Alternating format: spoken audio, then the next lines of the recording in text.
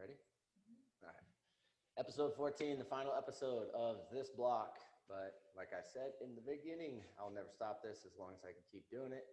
Me and Sarah will keep rocking till the wheels come off. But today is Sunday, episode 14, week 7 of what we said was going to be 12 weeks, but we meant, 12 or 14 episodes. It ended up being. Today we're going to go over hands and feet, self-therapy, and it should be pretty straightforward and simple for this one. It's really easy to work the hands and feet. It just takes the right tool.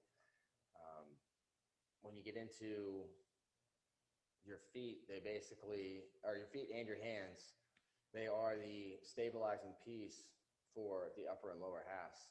Your feet can be the stabilizing piece for the entire, and your hands can be too. I mean, say you're doing a handstand.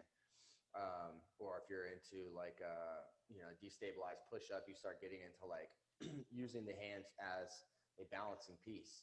So if you have tension in the hands or tension in the feet, it's basically going to throw off the entire path of the body. If your feet are supposed to be flat and it pitches a little bit like this, say you have big sole shoes and they wear on the inside more than the outside, or vice versa, then you're going to start getting pitch and tilt, whatever way you want to call it. Like people who fly planes are probably going crazy right now, but your foot is going to, like in the anatomy world, inversion, eversion, but you're going to start getting the shifts side to side. And this is why people will have a lot of problems when they start planking or doing any kind of like balance exercises that involve their hands, or stability exercises that involve their hands, because they're not getting the freedom in the travel of the wrist, and therefore it causes a major instability in the hands. So same as we were talking about, if you want to go back, you could check out the knees down when we go through the calves and shins. You'll see that the muscle complex right above that joint is typically what affects it the most. So, and a lot of times it's probably two of the most neglected areas in therapy. Most people are always trying to mess with up here, like going through your shoulders and stuff like that. But people really neglect the forearms, and they really neglect the calves and shins. And if you do that, it's always going to throw off the stability and balance of the foot and the hands. And in turn, you're going to have like weird passive tension and things like that affect your body all the way up. But we'll get right to it. I guess I don't need my shoes if I'm going to do my feet, right?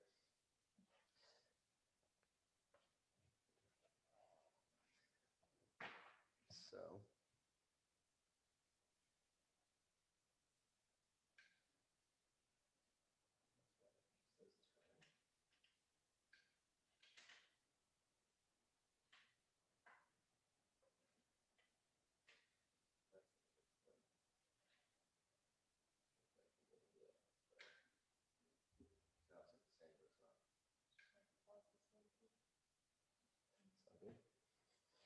Oh, I didn't know you could do that. Good, not fuzzy? Okay, cool, it's focusing.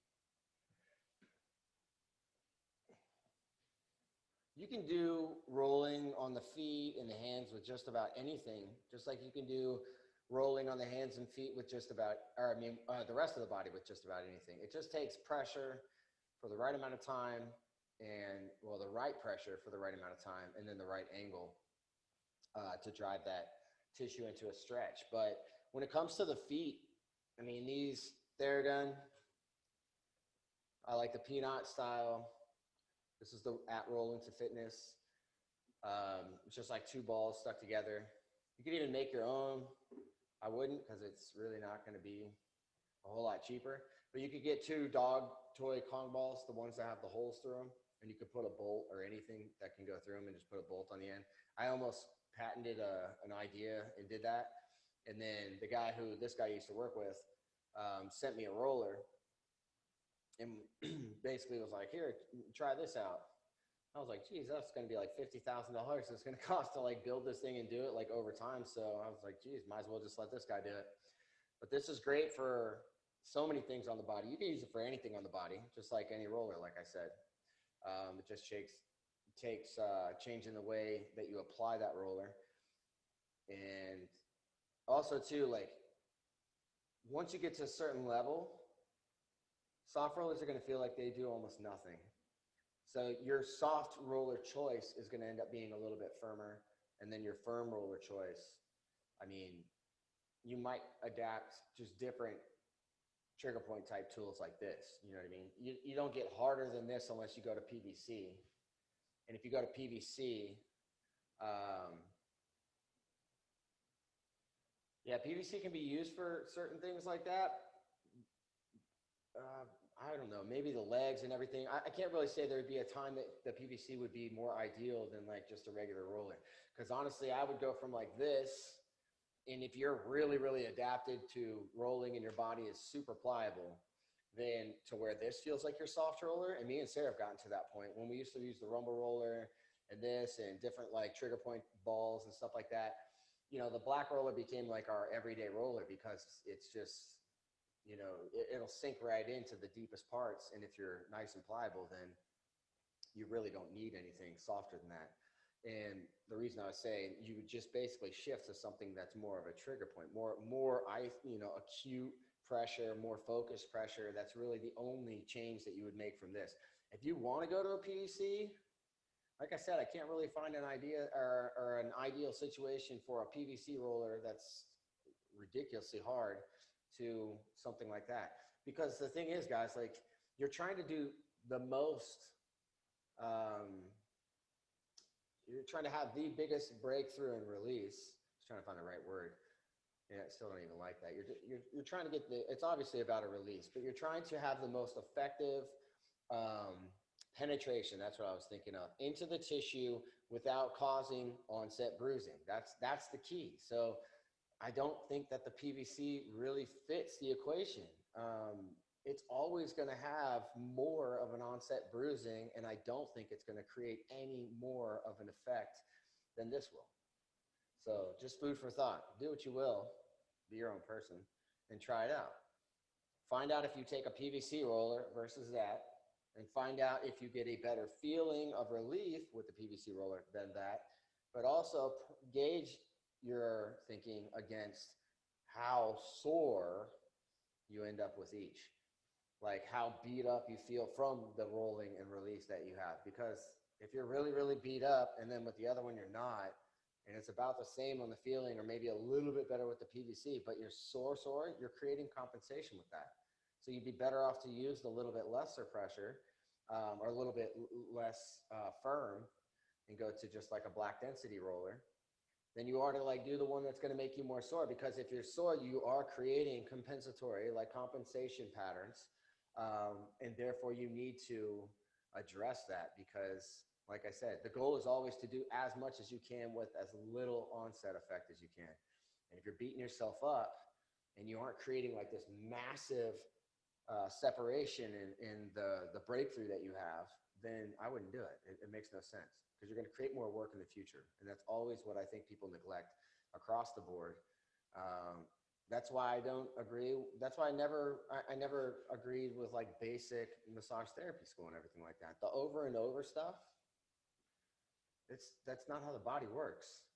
You don't have like intermittent pressure on your body. You're not walking around where it's like this. I mean, you don't walk through a windstorm all the time. That makes no sense to think that the pressure would come and go, you know, unless you're running or doing exercise. It makes no sense. Pressure is with us all the time. Therefore, we need to simulate that same effect, supersede the amount of pressure that the sensory in the area feels and cause a release. Same thing I was talking about with just the PVC roller, you know, like it's about the effect that you're creating and do you need more effect? Our bodies are like that in so many ways. The plants are like that. And we're very similar, like in a lot of things like that. You know, it's like put yourself outside, you know, how much does it take in sunlight to make you feel better versus where it's going to make it bad, or certain plants need to be in the window versus other plants need direct sunlight. Everything is about like the give and take, how much you're going to do. That's why I like, what's her name? The melt method, where she uses the soft rollers to work the pliable layers. And then gets into like the more hydration aspect of the fascia. And that really alleviates a lot of the beginning aches and pains and bittersweet moments that you have with foam rolling, because you're easing that, but you're also hydrating that superficial layers, which is causing penetration and the blood flow and the nutrients and everything that it takes through in the water mainly to wake that area up and cause the sensation to go. I mean, why can you be kinked in your neck and go like this? Probably not as fast as I'm doing. And then here, go this way, and then this way, turn, drop back and forward. I mean, why can you do that and then just let it sit for a second and then it feels looser? It's just everything that you're going to do with the roller, if you do it right, is going to be causing more pliability because you're driving. Remember, fascia is a hydraulic pump for water. When you stimulate fascia, it pumps water into the area. So if you are stimulating the fascia, make sure you don't abuse the fascia. Make sure you don't abuse the tissue. Make sure you don't abuse the joint, because that's the guy who's going to take the beating for it, okay? And when your joints get abused, and when you cause neglect or abuse, sometimes the same thing, but you know what I mean? Like when you're physically like overdoing it with the body, or you're neglecting it and underdoing it with the body is what I meant, then you're going to see the repercussions for that. All right, but the other side of getting into the feet and hands is how easily you can bring relief. Because remember, guys, these are sensory pathways here, meridian pathways. So some people are going to go like, don't think New Age, don't think any of that stuff. This is, whatever, this is not a spiritual thing when I talk about it like that, even though you can go into that direction with things that it creates with it. You're going to raise your spirits, you're going to feel better when you hit the reflex points on your body. People don't like to talk about these and these because it's attached to certain spiritual beliefs. So if that's the thought here, okay, it goes right to the physical aspect of it. Everybody knows that reflex point, okay? Like you hit your knee at the doctor and it makes your leg extend, right? That's the same thing that you're talking about here, okay? If you have pressure through a pathway, it's going to cause that reflex meridian in that point, that reflex point, to malfunction. It's going to have more tension. It's going to have like through there. Or you could have major issues like myself with my hands and my feet, over back in the day, basketball. Now it's it went into mechanics of like, I was a race mechanic before this, building, race cars, which in a given moment, you just fly under a car and you're, doing something in a like crazy contorted position. And then you're like doing all these wicked leverage, kind of angles trying to do it, messes your hands up, messes your feet up, cuts you all up. You get different chemicals and stuff all into these areas. You're soaking them into your hands. People don't think about that stuff. You're soaking them into your feet with certain stuff that people did around with their boots, and you affect those pathways. You start to cause it from that way in, okay? You can cause an effect through your tension to affect a pathway, okay? It can happen that way, or you could screw your feet up, being a runner or anything. I just say construction workers to this, to that. The bad shoe choices, the not, getting a narrow toe box instead of having a wide toe box. You want the grip here. You want the pressure here. I mean, don't you feel that in your foot? You don't feel pressure here. You shouldn't. It sucks when you feel pressure here. It hurts bad because you have all the meridian points on the end are very gentle right through here on the ends of the toes. Like the things that it affects when it gets into like different systems. If you just go look them up. I'm not even going to say and act like I remember all the points of the toes, but you just think of them. They're a softer thing. You're not going to go on there and be like smash. So you don't want to cinch down your foot up there. You want the toe box to be wide. So start searching out wide toe box shoes and understand you want the foot to flow and you want the rigidity part to be where the support is, and feel your foot. I mean, this is the rigidity part. But if you keep cinching this, guess what happens? Your arch gets massive. It gets all built up right here and collects. So if you've got that, if you look at your foot right now and you see that's all built up and collected right through there, then you got work to do to get this out. And you need to start picking your shoe choices and take off the 12-inch stilettos. You got a lot of things like that. We see it out here in Vegas like crazy. You got all these things. They look sexy and you won't after a while of wearing them. That's the thing. Like it will take away from your aesthetic and your alignment. I've seen it with hundreds of women out here wearing these crazy shoes. Yes, they look great. They make your muscles fire in your leg and and then your legs look great and everything like that, yeah, I understand why women wear them. But the fact is, the destruction it's wreaking, it's actually offsetting in counteracting the beauty of your body, because your alignment, second by second of wearing those, is becoming distorted. Short of you being a person who would come home and apply some therapy like this. Now, if you go home and you go out and cinch the heck out of your foot for 4 or 5 hours. Let's hope it's not that long, but geez, we know women do it for, Sarah, I've seen her do it for much longer than that. So I know if she has, and she doesn't even wear those shoes hardly ever, since I've known her at least, then if she's going to do it, then there's women out there doing it all the time. And we take away all these things that we're talking about, and, and just take like the things that you do. And if you were to do that and then come home and just start working the foot, you could actually create some really good, relief and stuff, because it would be bound up. There'd be a lot of blood trapped in there and everything, and you'd reset it. You could definitely offset a lot of this stuff. But let me tell you guys, it's when you get closer to perfect in your alignment, you can't wear stuff like that. You will, but there's such an alarm that goes off in your body when it's in a sound position. Your brain would be just having like an arguing match with your foot.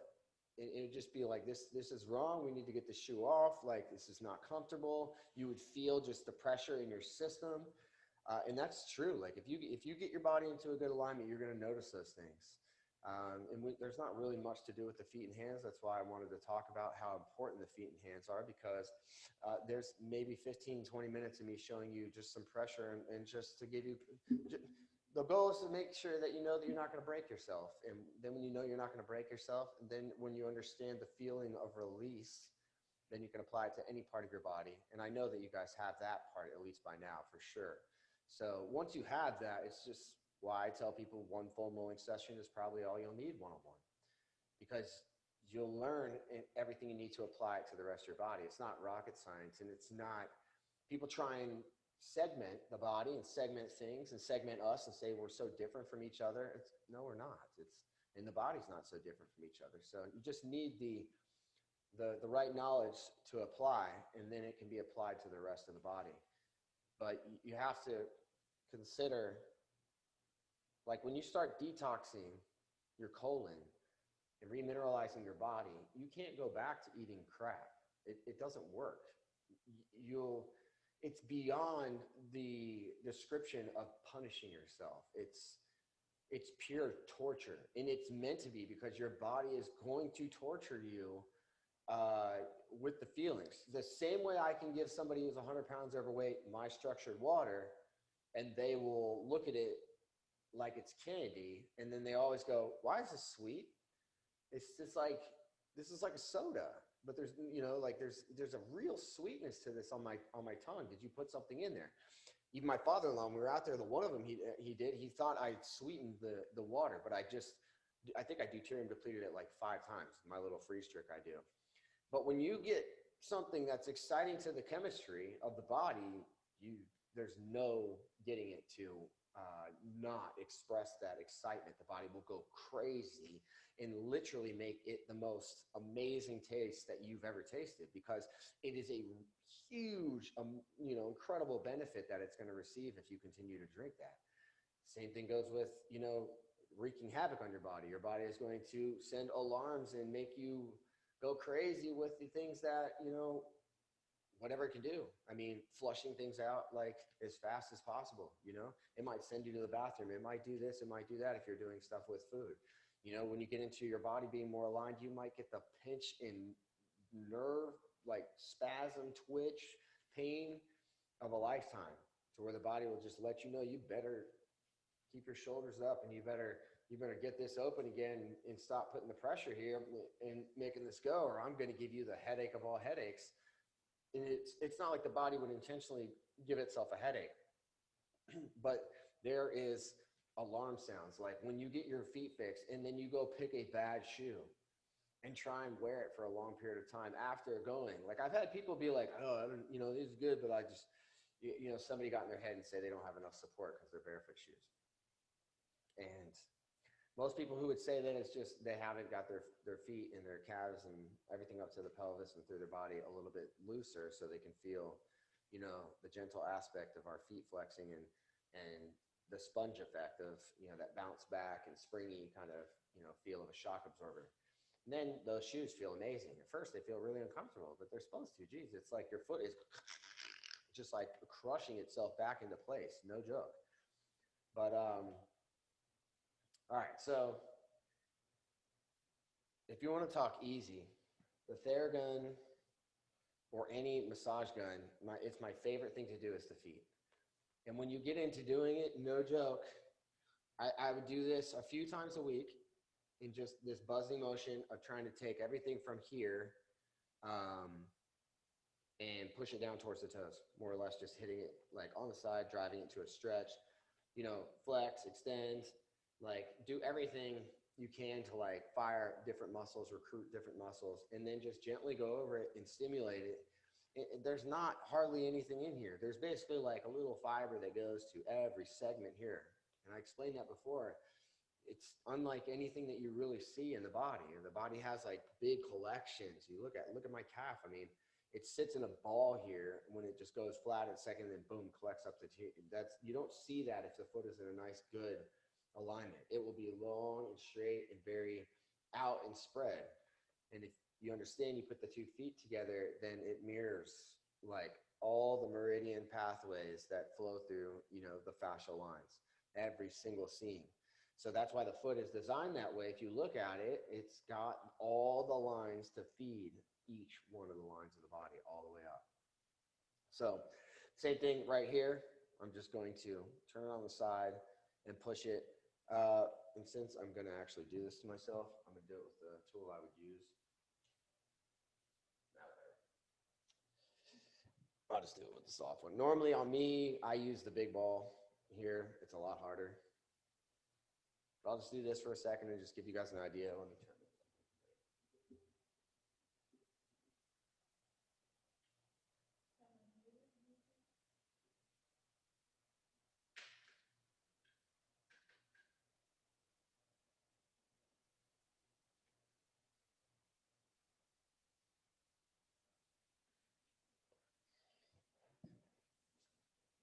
Is it funny now? It is.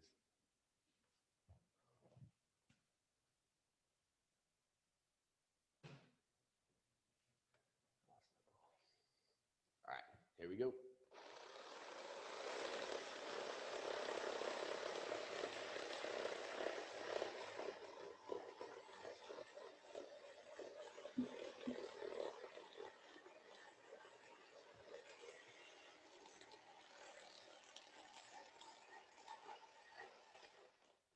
Yeah, of course.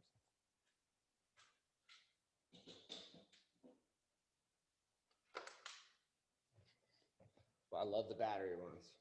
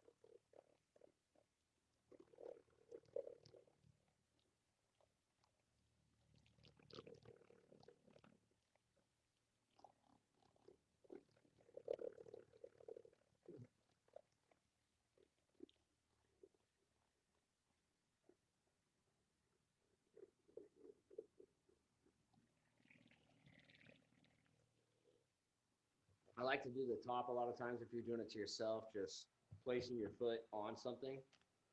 And you can like pull your toes, kind of flex that way, squeeze, whatever you want. Press your foot into there so it kind of fires the bottom.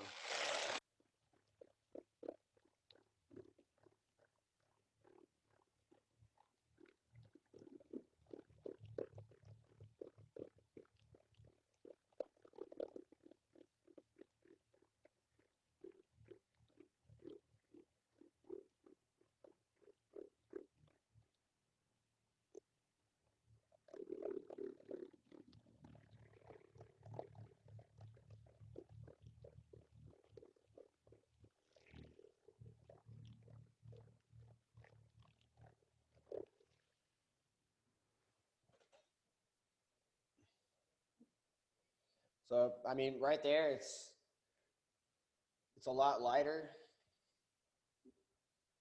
And I was basically just dragging over the bone around on both sides, everything. I could just feel going around and spending a little bit more time on the stuff that's hard than the stuff that's soft. And it feels a lot better just from that, because it, you know, the vibration, don't forget, it's always to sync the muscles together so they work in harmony. And I'm going to do the same thing on this one real quick. I'm probably going to do it with a lot more pressure and see if I can create the same effect without any more onset effect. So in the foot, if you were going to say what would be more onset effect, you would feel like it would feel like really fatigued afterwards. If you press too hard, you're going to feel like you kind of fatigued it to where like it doesn't want you to put pressure on it as much right away for like a couple hours and stuff. So if you notice that and then you do side by side, and one side feels like that, the other doesn't, then you can kind of gauge what kind of pressure you should put in the future.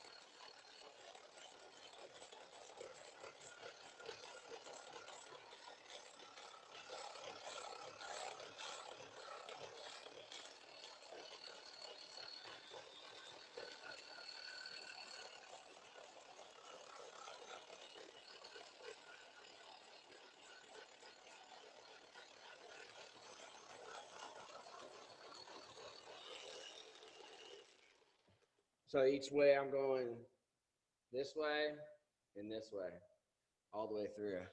That one feels, I haven't even done the top, and this one feels better than the other one already. Because I'm used to the hard ball and just kind of pounding it and basically just floating it over it at first, letting it be soft, almost like this one's on it. And then, but it gives me the ability to go into and like kind of like break up some stuff around there, break up, you know, but release some stuff all around the foot. But yeah, so that I mean, that's night and day difference from the other one. So let's see what it feels like after I do the top.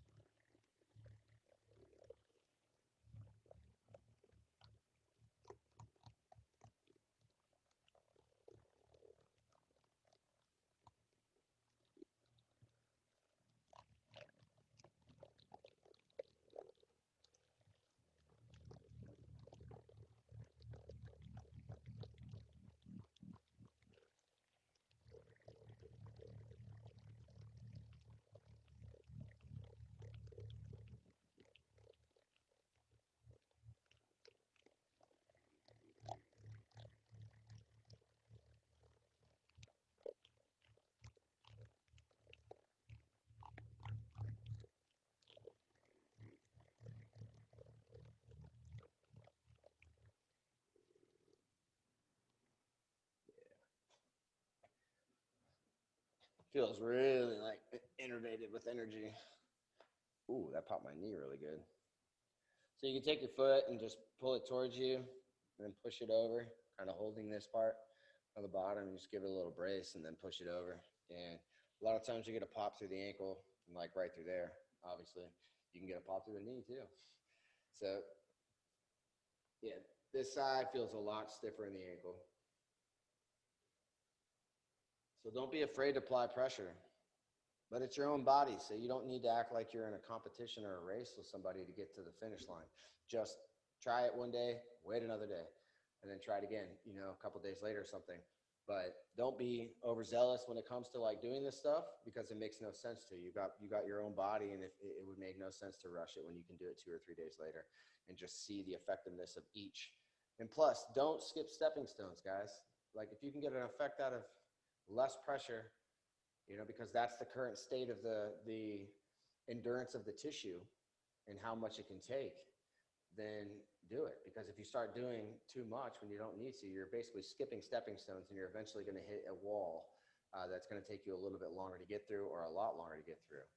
So if you're going to do the hands, I'm going to buzz this one real quick, just harder, because I can feel it just throbbing compared to the other one. So I'm going to take just 20 seconds. I'll match it up, and then I'm just going to go straight into the hands. The hands are the same thing, guys. This isn't rocket science at all. That's why I said it's maybe 15 or 20 minutes of me just showing. All you're doing is, if you hear the gun, is when I do the hard one, it's on and off. Brown is the hard on as I push into a stretch, and then I kind of just, gently bring it back across. But on the forward is the broom, okay? And you can switch that up. You can broom on the way up, and then more gentle on the way down, just a kind of a reset push. And then the drag, the real hard, the soft drag, and then the hard push. And then, so just pick which way you're doing it. But when the broom, broom, broom, you hear me doing that, like flowing through it, I'm digging and pushing and kind of pushing that one lip of the attachment. I'm dragging that in, kind of scooping some ice cream here, basically. More or less just taking layer by layer, but adding a little bit of digging, a little bit of compression, okay? Let me fix this foot real quick.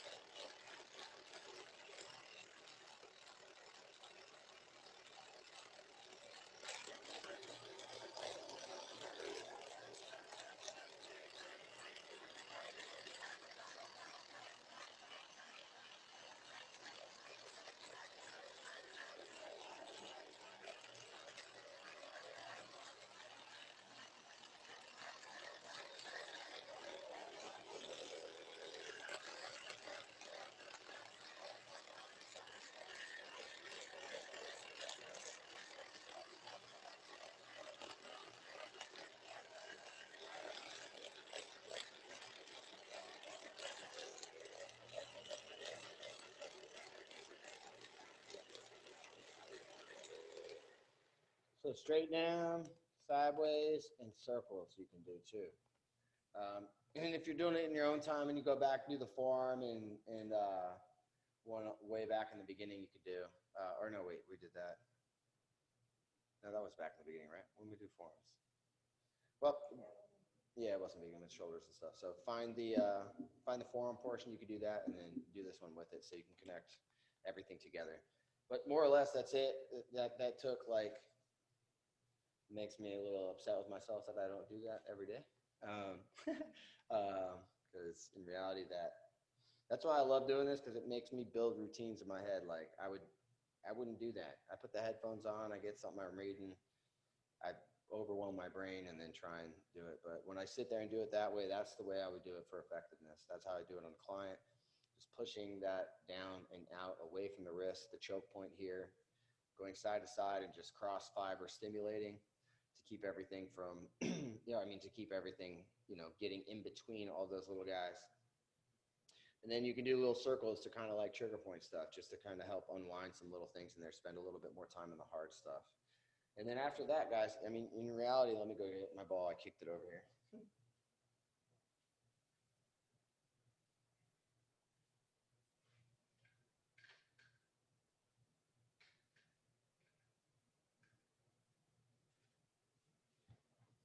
With the foot, this is why it's such a no-brainer. You can sit here and just watch TV, read a book, do your work, whatever you got to do. I mean, this is just gentle. This does nothing for me because I need to stand up.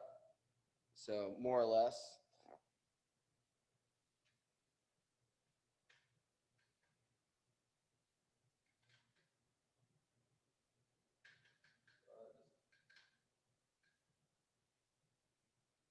you'll just know I'm standing up.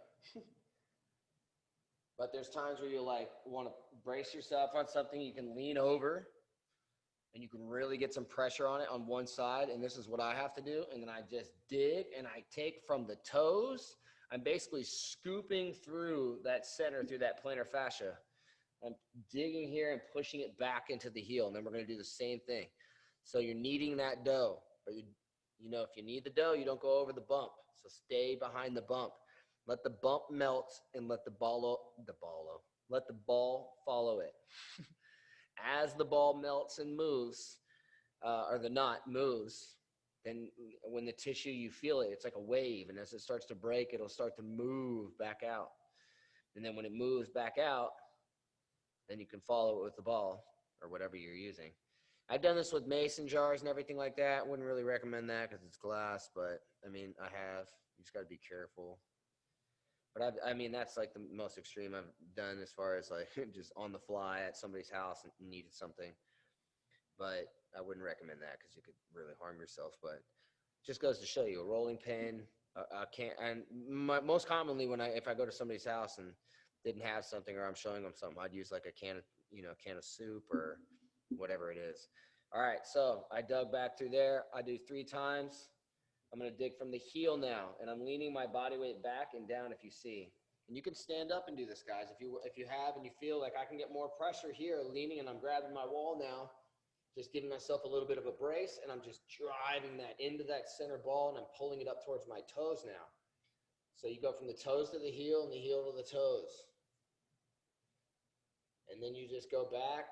I got that line, so now I'm going to go over to the hardest line I can find, next hardest line. I'm going to pull that guy, or girl, whatever you want to call it, to the front of the toes.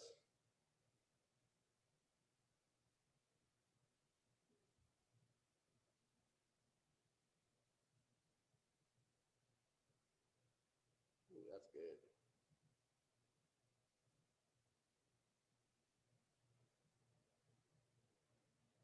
So it's just unwinding and like walking itself towards the toes. Now I'm all the way to the outside of the foot now. So standing up, you can do this. I mean, how long is this taking you guys? We're like, it's hardly anything. I would have spent like 20, 30 minutes on myself, gunning, breaking up some knots, releasing them, and then boom, be on my way. My feet and hands would feel amazing. Be great to do like an hour before bed. Then your nervous system would just calm like crazy for that next hour. Do it while doing some red light therapy. Do it while grounded. Do it outside. If you got a concrete backyard or anywhere around with some steps on it, the concrete will ground you. So use the corner of it to dig out your feet. Use your stairs. You can see the edge of my bench down here. See the feet? I could do that corner right there. All right, so, oh man. Sarah's crawling over here so she doesn't go in the video. So wow, I mean, I got some tension up on here, and you can stretch your feet, pull them down, and just grab the head and go. Watch it. You can just pull and feel any hard spots you feel, and kind of press into them wherever you feel is hard, and then just kind of pull and wiggle it. Same as I did on Sarah's feet.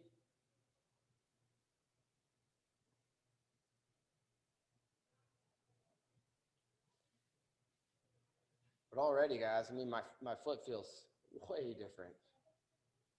So much better. The heel is about still stiff and everything.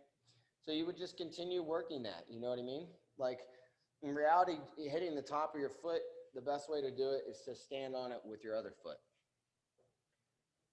And you can take right in your arch and just press down on that top of that ridge right there, and you just put your body weight on it, and you're pushing it down towards the toes. You're stretching that big hump of that arch. You're pushing down into it, and just push and just get that rug burn, that like you're dragging the skin feeling, and hold that skin and just hold that stretch until, and let's see how long it takes me to release it.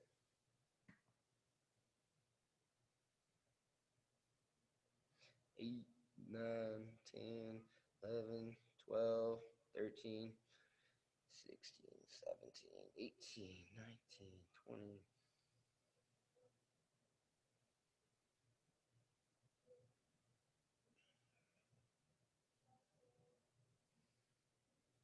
About 30 seconds. Wow. And I did the opposite foot, so now I need to do the foot that I just did. So let's see if I can do it in the same way. Man, that right there just made my other foot feel better than this foot. Made this foot go, what the heck? Better do that on this one. So all you're doing is pushing down, locking that foot against that skin, grab that knot in that skin, that hard spot you feel. It feels like bone, don't be scared.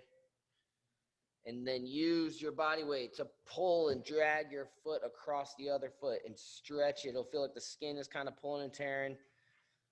And just back off a little bit, kind of like pulse on it and pressure.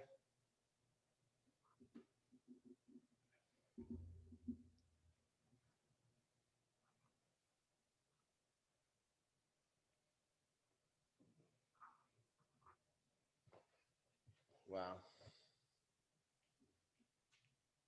Look at that. Click, click, click, click, click. So I got something a lot more free. Trying to click into place. All right, so I'm going to do that with my other foot real quick. Trying to be symmetrical and be the advocate who does it right.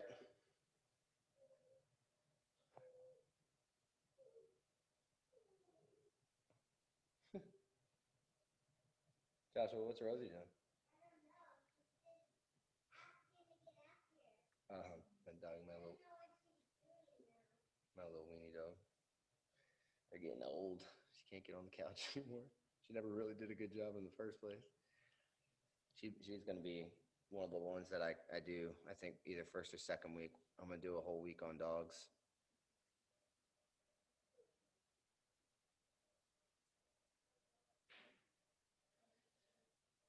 Teach people how to work on their little animals. And you can apply it. The dogs and cat ones are identical.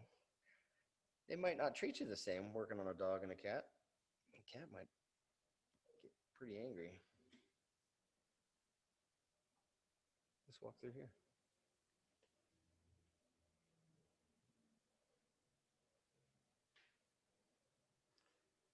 She's going a little deaf and blind, so you can't even tell her to not do anything. It's hysterical.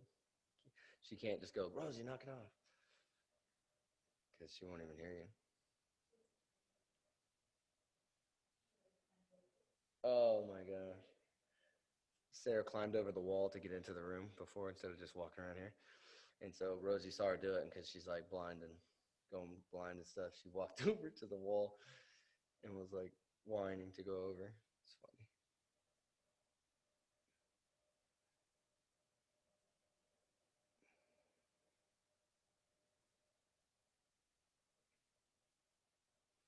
All right, so just pulling it back now towards the toes. I just did it all toes towards the heel. Now I'm just doing that outside part.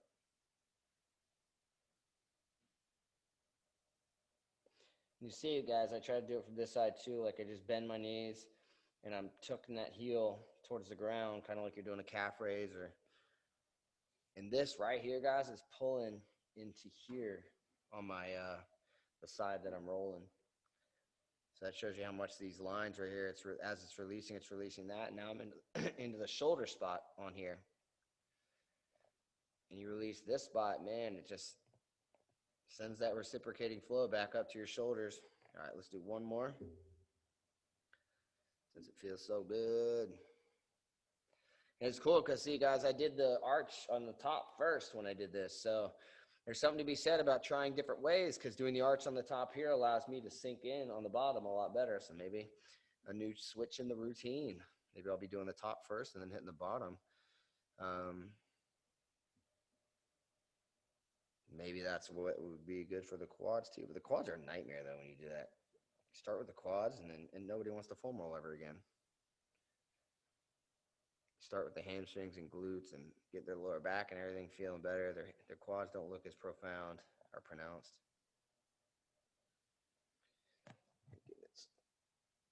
Need some good pressure.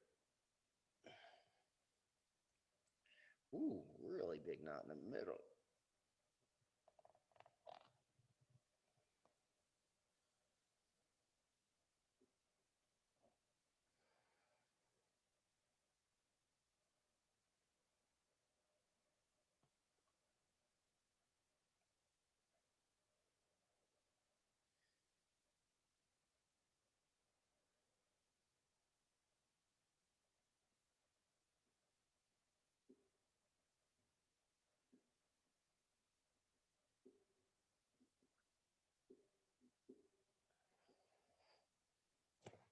Oof, all right.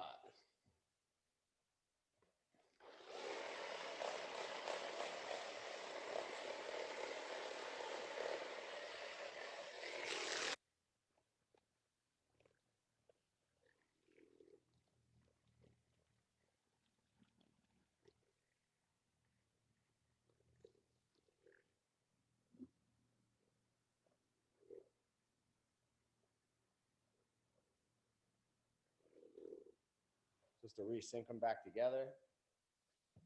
If you're going to do the hands, you're simply going to get pressure with the ball and do the same exact things.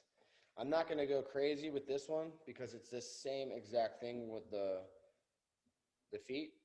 You're dragging off of the wrist towards the fingers and off of the fingers and the joints right through here where it meets the hand in the palm towards the wrist. Back and forth. I got to work after this too, so I don't want to overdo it with it, but I'm going to show you the same path. I'm just not pressing as hard as I would. I'm simulating the same thing I would be doing without pressing, as if I wanted to break my whole hand down.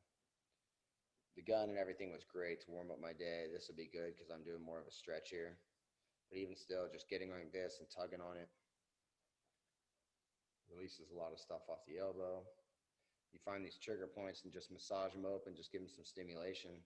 Because that hardness, remember guys, is the barrier between the brain and that area. So just softening it, getting it open, but doing it in an effective way where you're doing it across the whole plane of tissue.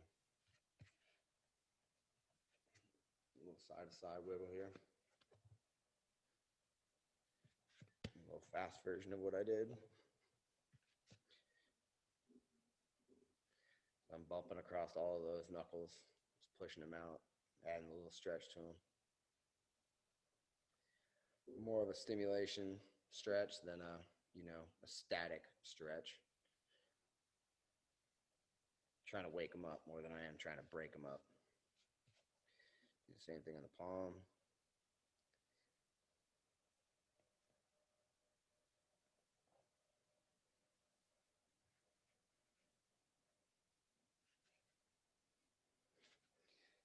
So this would be more of like a warm-up kind of thing if you're trying to do like that. Obviously, if I was over here doing it like, I'd be holding the same way I did on my foot, pulsing that and just forcing that area like I can feel it pulling into my elbow right now. I'm just going to release it, whatever. I'll be fine. I only got one session. Still 4 hours, but it's one session. So I semi-released it. Again, I don't want to, the last thing I do is compromise my experience with the client too, you know. And in reality, just the angles that I'm doing here, they're no different than what I would do. But right here, I got the ridge of that part. My left hand, the thumb area and the pinky area, they're like fat, like 4 times the size of a normal human. It looks kind of funny when I make it flex up. Ooh, this is such a good spot, this outside ridge, the thick part of your palm. Because I'm always using this to press into stuff. I released a lot. Oof, my wrist has been like, I've been grabbing stuff and it's been shooting. It just caused me to jump. And it's just in a like in stuck position. Sometimes I just got to close my eyes and just focus on that spot as it moves. Keep trying to press that tissue and stretch the skin.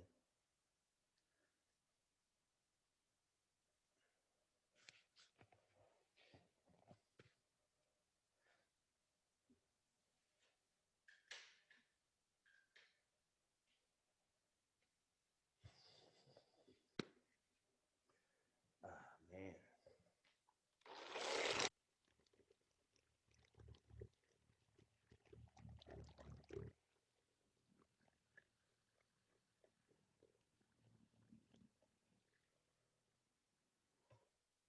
My hands look longer, my feet look longer. That's what you want. You just want to kind of push it where it's collected. You want to push it into a stretch. So that's it for today, guys. Thanks so much. This is actually it for this block. Next week, remember, we're taking the week off. We're going to regroup. We're going to rethink things. Definitely going to come out of the gate with some doggy animal stuff to where you guys can like see our little friends and how they can have, their life improve. Just today, I was resetting Rosie's whole rib cage and just causing this huge mass lump that, it's benign or whatever, but this big bump on her, to move around. And I think a lot of it's structural. And we see things on ourselves or our little ones and then end up running to the hospital thinking that, it's something that it's not. So I definitely want to do some stuff like that, some more active, motions and different ways to release things, some more advanced foam rolling techniques. And that pushes me and Sarah like to do different things on ourselves.